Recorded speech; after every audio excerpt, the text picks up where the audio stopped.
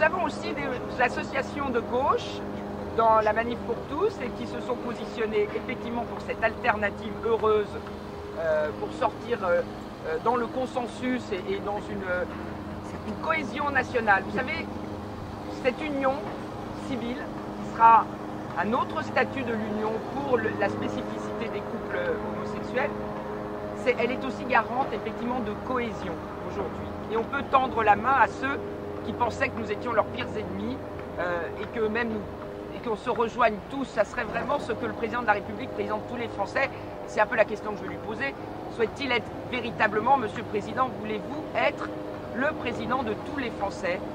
Vous avez la solution.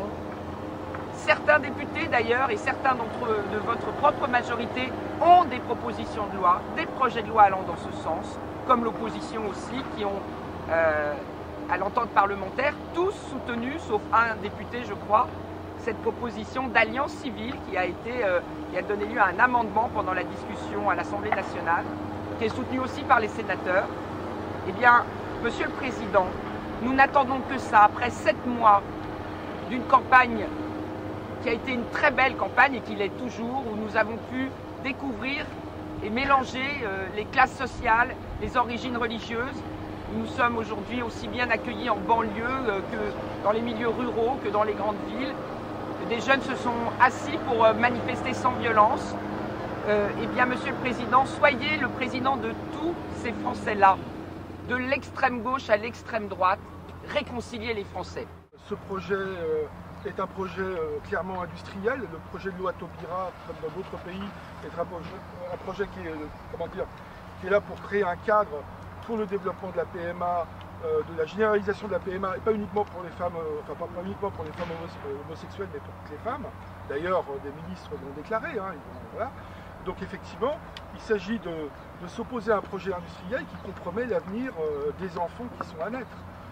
Il y a une étude récente qui a été produite par un scientifique américain, Mark Redvirus, qui a fait une étude sur 3000 cas et qui démontre qu'effectivement les enfants qui sont élevés dans le cadre d'un couple homoparental ont des difficultés pour se construire une vie d'adulte.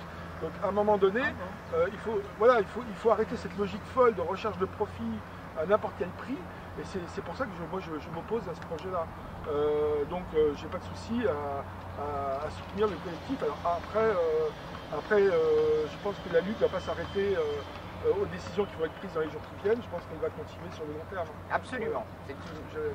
C'est un mouvement de la conscience, c'est un mouvement du respect de la dignité de chacun, et c'est un mouvement éthique, pôle éthique, c'est-à-dire qui dépasse largement les intérêts catégoriels des uns et des autres et qui concerne véritablement la pérennité de notre humanité dans une humanité durable, une écologie humaine comme certains d'entre nous y réfléchissent et y travaillent. Je pense évidemment à notre ami Tugdual Derville. En fait, il y a plus d'1 an que Frigide, tu m'as appelé en disant voilà, sur ces sujets, t'en penses quoi? Je lui ai expliqué que j'étais contre la proposition 31, mais que pour autant, je voterais quand même François Hollande pour d'autres questions sociales qui me paraissaient prioritaires.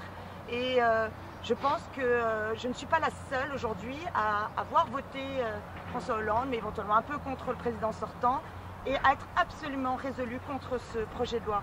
Donc, Benoît tout à l'heure parlait de Homovox.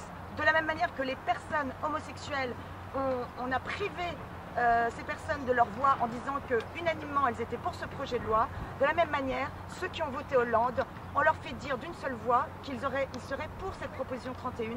Cela est faux, c'est un hold-up électoral, c'est un hold-up démocratique. Et on a bien vu que depuis 1 an, à partir du moment où le processus législatif a été mis en place, depuis le dépôt du projet de loi le 10 novembre, aucune des étapes n'a été respectée de façon démocratique.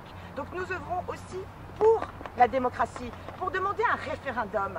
Parce qu'un référendum, est-ce qu'un changement de civilisation, comme nous dit notre garde des Sceaux, ne mérite pas débat? Nous ne l'avons pas eu, sauf celui que nous avons ouvert. Est-ce qu'il ne mériterait pas un appel à une démocratie directe? Donc le référendum.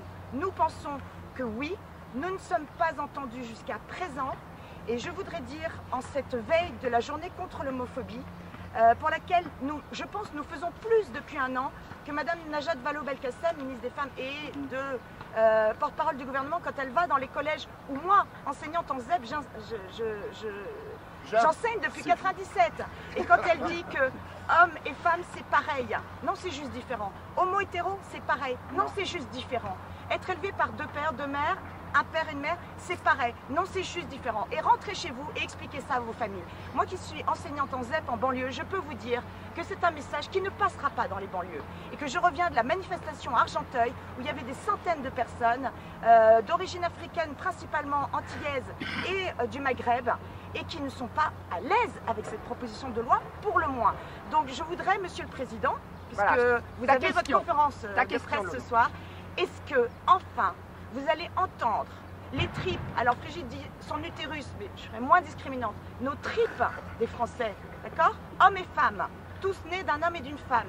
Notre cœur, qui pense à ces enfants nés à naître ou adoptés, notre raison, qui veut faire appel à mieux vivre ensemble, à un pacte républicain. Est-ce que vous allez, Monsieur le Président, ouvrir et écouter la voix de vos tripes, de votre raison et de votre cœur? Arnaud Boutet, on revient du Maroc où nous étions invités pour mobiliser la communauté francophone. Les Marocains du Maroc, les Marocains de France, pour les alerter sur la diffusion de l'idéologie du genre demain dans les établissements français. Nous avons eu l'occasion en particulier de rappeler toute la genèse et toute l'aventure derrière Frigide, la courageuse Frigide aujourd'hui qui prend des coups des lobbies LGBT, homophobie, de l'extrême droite, homophilie. Voilà. Donc j'ai vraiment insisté. Très jolie couverture de minutes, excusez-moi. Ouais. Non mais j'ai vraiment voulu insister sur le courage de Frigide qui a permis à ce peuple de France de se lever.